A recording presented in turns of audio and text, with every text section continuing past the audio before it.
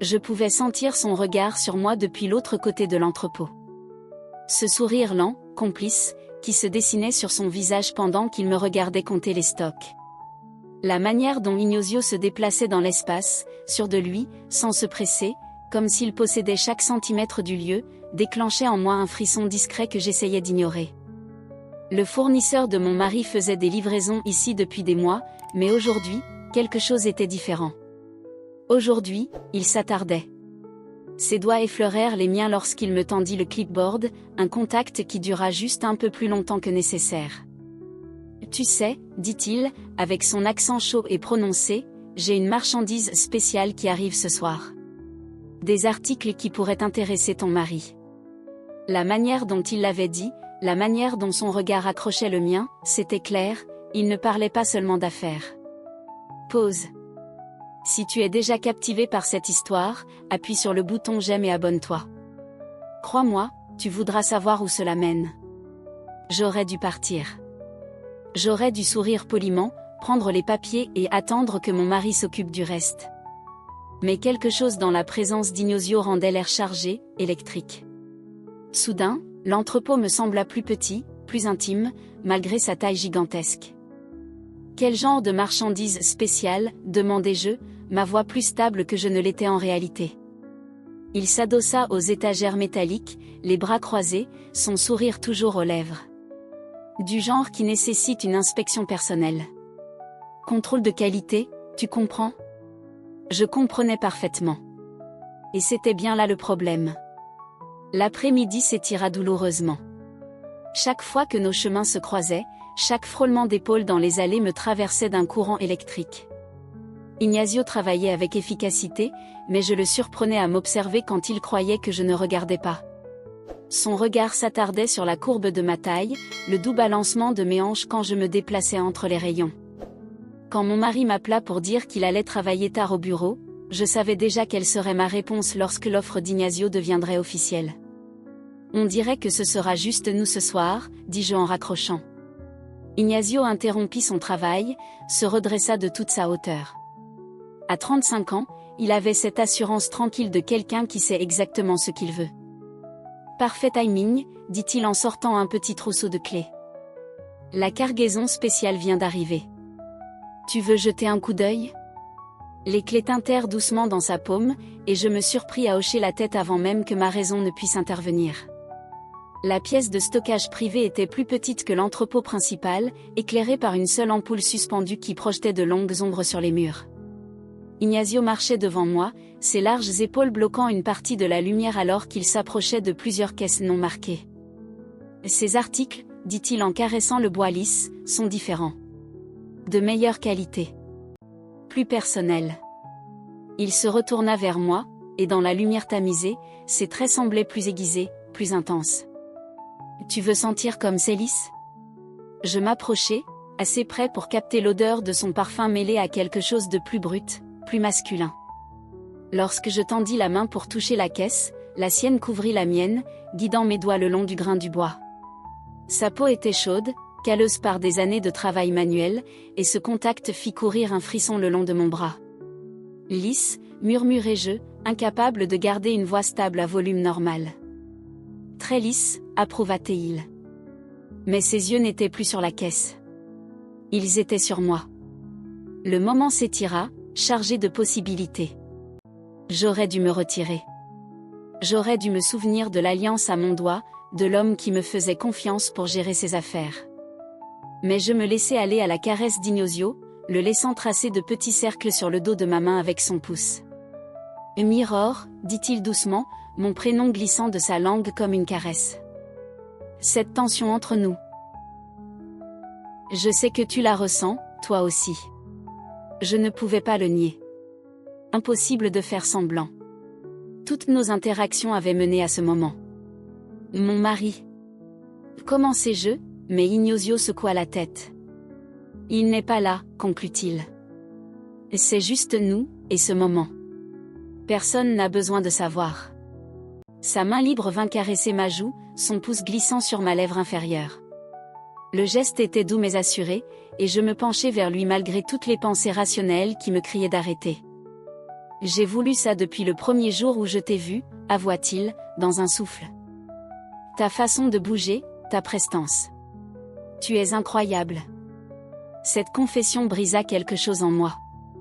Avant de pouvoir me rétracter, je me hissai sur la pointe des pieds et pressai mes lèvres contre les siennes. Le baiser fut électrique. Des mois d'attirance refoulée trouvant enfin un exutoire. Ignacio réagit aussitôt, entourant ma taille de ses bras pour me rapprocher. Ses lèvres étaient fermes mais tendres, bougeant contre les miennes avec une maîtrise qui me fit vaciller. Quand nos bouches se séparèrent, nous haltions tous les deux. « Tu es sûr de toi ?» demanda-t-il, scrutant mes yeux à la recherche d'une hésitation. La question me donna un instant pour réfléchir, envisager les conséquences. Mais dans ses bras, plus vivante que je ne l'avais été depuis des mois, la réponse était simple. Oui, soufflai-je, et il n'avait pas besoin d'en entendre plus. Ses mains trouvèrent l'ourlet de mon chemisier, ses doigts effleurant ma peau alors qu'il le soulevait lentement. Chaque contact envoyait des étincelles à travers moi, réveillant des nerfs que j'avais oubliés. Quand le chemisier tomba au sol, son regard parcourut mon corps avec une admiration ouverte. « Magnifique !» murmura-t-il, son accent donnant à ce mot des allures de poésie. Ses doigts longèrent le bord de mon soutien-gorge, de légers effleurements qui me firent me cambrer vers lui. Je tendis la main vers sa chemise, maladroite dans ma hâte à défaire les boutons. Il rit doucement, saisit mes mains pour ralentir mes gestes. « Et doucement » dit-il d'une voix amusée et chaude. « On a toute la nuit. » Ce rappel fit battre mon cœur plus vite. Toute la nuit. Pas de précipitation. Pas de moment volé. Juste nous deux, et cette tension incroyable qui montait depuis des semaines.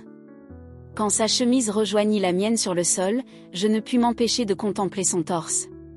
Des années de travail physique avaient sculpté son corps comme une statue. Mes doigts suivirent les lignes de ses muscles, fascinés par le contraste entre la douceur de sa peau et la rugosité de ses mains. Il frissonna sous mon toucher, un soupir discret s'échappant de ses lèvres, me faisant fondre encore davantage. « À ton tour de sentir quelque chose de doux » chuchotai-je en guidant ses mains vers ma taille. Il n'eut besoin d'aucune autre invitation. Ses paumes remontèrent lentement le long de mes côtes, avec une lenteur presque sacrée. Quand ses pouces effleurèrent une zone sensible, je haletai, le dos se cambrant instinctivement. Ce son sembla l'affecter autant que son toucher m'affectait. Sa respiration devint plus lourde. Il me souleva sans effort et me posa sur le bord d'un établi proche. Le métal froid contre ma peau contrastait vivement avec la chaleur de son corps alors qu'il se glissait entre mes jambes. Dans cette position, nos regards étaient au même niveau, et je vis le désir brûler dans ses yeux sombres. « Je veux prendre mon temps avec toi », dit-il, ses mains caressant mes cuisses. « Apprendre chaque centimètre de ton corps. » Cette promesse me fit frissonner. Quand ses lèvres trouvèrent mon cou, y déposant de doux baisers, je ne pus retenir un soupir de plaisir. Il prit son temps, comme promis, explorant avec ses lèvres, sa langue, et la légère morsure de sa barbe naissante. Chaque geste était intentionnel, conçu pour me faire perdre la tête lentement. Ses mains s'occupèrent de mes vêtements restant avec une efficacité maîtrisée, mais ses gestes restèrent tendres. Quand l'air frais toucha ma peau dénudée, je frissonnai, mais ses paumes chaudes vinrent aussitôt me réchauffer. « Parfaite » souffla-t-il contre mon clavicule. « Absolument parfaite. » Ces mots, mêlés à la dévotion de ses caresses, me firent me sentir comme une déesse. Quand il s'agenouilla entre mes jambes, son intention évidente, je me cramponnai au rebord de l'établi. Le premier contact de ses lèvres me fit halter. La sensation était intense, après des mois de négligence. Là aussi, il prit son temps, utilisant chaque compétence pour me mener au bord. Ma respiration devint irrégulière, ma prise si ferme que mes jointures en blanchirent. « Ignacio » murmurai-je, son nom tombant de mes lèvres comme une prière. Il intensifia ses efforts, et je me sentis basculer vers quelque chose d'incontrôlable. Quand l'orgasme me frappa, ce fut en vague puissante. Mon corps se cambra, envahi par un plaisir qui engloutissait chaque nerf. Il me tenait fermement tout au long de l'épreuve, ses mains solides me gardant ancrée, même quand j'avais l'impression de flotter. Lorsque je revins à moi, encore tremblante d'intensité, il se leva. La manière révérencieuse dont il me regardait, comme si j'étais quelque chose de précieux, me serra le cœur d'émotion. À mon tour, dis-je enfin, une fois que je pus parler, glissant hors du banc sur des jambes vacillantes. La faim dans ses yeux s'intensifia alors que je commençais à défaire sa ceinture. Je pris mon temps, tout comme lui, explorant les plaines de son torse avec mes lèvres et ma langue, goûtant au sel de sa peau. Lorsque je le libérai enfin des contraintes de ses vêtements, je m'émerveillai de la preuve de son désir pour moi. Le prenant dans ma bouche, je savourais les sons que je tirais de lui, la manière dont ses mains s'enchevêtraient dans mes cheveux, les tremblements qui traversaient son corps puissant. Le miroir, gémit-il, et la rudesse dans sa voix envoya une autre vague de chaleur en moi. Je pris mon temps, utilisant chaque technique que je connaissais pour le rendre aussi fou qu'il m'avait rendu. Quand sa respiration devint vraiment haletante, quand je le sentis lutter pour garder le contrôle, je me retirai avec un sourire satisfait. Maintenant, dis-je simplement, et il n'eut besoin d'aucune autre instruction. Il me souleva à nouveau, cette fois me pressant contre la caisse en bois lisse qu'il m'avait montrée plus tôt. La position était parfaite, intime, nous permettant de garder le contact visuel alors qu'il s'unissait lentement à moi. La sensation était incroyable, meilleure que tout ce que j'avais vécu depuis des années. Nous bougions ensemble avec une urgence croissante, trouvant un rythme qui comblait quelque chose de profond en nous deux. Ses mains parcouraient constamment mon corps, comme s'il ne pouvait se lasser de me toucher, et je répondais avec la même intensité. Chaque baiser, chaque caresse, chaque murmure tendre dans sa langue maternelle me faisait grimper plus haut. Quand mon apogée approcha à nouveau, cela monta lentement, comme une marée qui gagne en force. Ignacio sembla le sentir, ajustant ses mouvements pour prolonger la sensation. « Lâche prise », murmura-t-il à mon oreille. « Je suis là. » Et je le fis, lui faisant pleinement confiance alors que le plaisir me submergeait encore une fois. Il me suivit quelques instants plus tard, mon prénom sur ses lèvres, enfouissant son visage dans mon cou. Nous restâmes ainsi pendant de longues minutes, le cœur battant, la peau moite d'effort, revenant lentement sur terre. Lorsqu'il leva enfin la tête pour me regarder, la tendresse dans son expression me serra la poitrine. « C'était », commençai-je, avant de secouer la tête, incapable de trouver les mots justes. « Je sais », dit-il doucement, déposant un baiser tendre sur mon front. « Pour moi aussi. » Nous nous habillâmes lentement, à contre-cœur, tous deux conscients que remettre nos vêtements signifiait revenir à la réalité. Mais tandis que je lissais mon chemisier et tentais d'apprivoiser mes cheveux, je ne parvenais pas à regretter ce qui s'était passé. « Est-ce que je te reverrai ?» demanda Ignacio alors que nous nous apprêtions à quitter la réserve. La question resta en suspens entre nous, chargée de possibilités et de complications. Je pensais à mon mari, probablement encore au bureau, me faisant confiance pour gérer ses affaires. Je pensais à la vie que j'avais construite, aux engagements que j'avais pris. Mais je pensais aussi à cette sensation d'être vivante, à ce qu'Ignacio avait réveillé en moi, quelque chose que je croyais perdu à jamais. Jeudi, dis-je finalement. Il a une réunion tardive jeudi. Le sourire d'Ignacio fut une réponse suffisante. Alors que nous traversions l'entrepôt pour sortir, j'essayais de me composer un visage neutre, comme si rien n'avait changé. Mais tout avait changé, et je n'étais pas sûre de vouloir revenir en arrière. Le trajet du retour fut un tourbillon d'émotions contradictoires, la culpabilité luttant contre la satisfaction, le regret contre l'anticipation. Quand je me garais dans l'allée, j'avais presque réussi à me convaincre que tout cela n'avait été qu'un rêve. Mais le parfum persistant de la cologne d'Ignacio sur ma peau, la douleur subtile dans mon corps, me rappelait que non. Mon mari était déjà à la maison lorsque j'entrai, réchauffant des restes dans la cuisine. « Comment s'est passée la livraison ?» demanda-t-il sans lever les yeux, absorbé par son téléphone. « Bien », répondis-je, ma voix légèrement tendue. Ignacio a apporté du nouvel inventaire. De la marchandise de qualité. Ce n'était pas vraiment un mensonge, bien que les mots pèsent lourdement sur ma langue. « Bien », dit-il distraitement. Il faut garder les bons fournisseurs contents. Il ne m'avait toujours pas regardé, n'avait pas remarqué mes cheveux un peu en bataille ou la rougeur que je sentais encore sur mes joues. Ce détachement me blessa plus que je ne l'aurais cru, rappel cruel de notre éloignement au fil des ans. Je m'excusai pour aller prendre une douche, me tenant sous l'eau chaude en tentant de laver les preuves de ma transgression. Mais certaines choses ne peuvent pas être effacées. Le souvenir des mains d'Ignacio, de sa bouche, de la façon dont il m'avait fait me sentir précieuse et désirée, s'accrochait à ma peau comme un parfum. Allongée dans mon lit cette nuit-là, mon mari ronflant doucement à mes côtés, je fixais le plafond en me demandant ce que j'avais déclenché. Jeudi semblait à la fois trop loin et trop proche. Une partie de moi voulait écrire à Ignacio pour tout arrêter avant que cela n'aille plus loin. Mais une autre partie, celle qui s'était sentie vivante pour la première fois depuis des mois, comptait déjà les jours. Le matin suivant n'apporta aucune clarté, seulement plus de conflits intérieurs. J'accomplis machinalement ma routine, faire du café, consulter mes emails, faire semblant que tout était normal. Mais quand mon téléphone vibra avec un message d'un numéro inconnu, mon cœur s'emballa. Merci pour hier soir. Je n'arrive pas à arrêter de penser à toi. Le message était simple, mais il envoya une vague de chaleur dans mes veines. Je fixai l'écran pendant de longues minutes avant de répondre enfin. Moi aussi. C'était dangereux, laisser des traces, mais je ne pus m'en empêcher. Les jours précédents jeudi passèrent avec une lenteur insupportable. Chaque interaction avec mon mari était empreinte de culpabilité. Chaque question banale sur le travail me rendait paranoïaque.